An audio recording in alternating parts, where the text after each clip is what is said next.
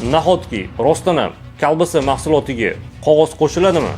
Videoni oxirigacha ko'ring, hamma haqiqatni oshkor qilaman.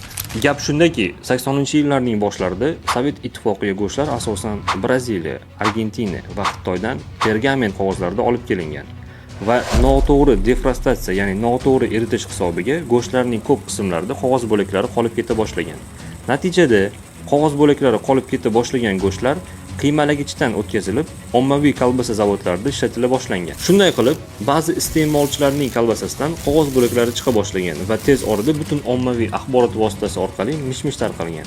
10 yillik tajribamdan kelib chiqib shuni aytishim mumkinki, bu mish-mishlar uzoq tarixda qoldi va hozirgi kolbasalarda qog'oz umuman yo'q va chiqib qolmaydi ham.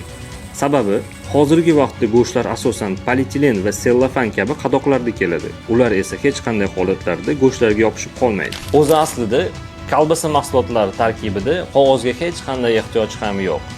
Aytgancha, go'sht mahsulotlari haqida ko'proq ma'lumotga ega bo'lmoqchi bo'lsangiz, kanalga obuna bo'lishni unutmang.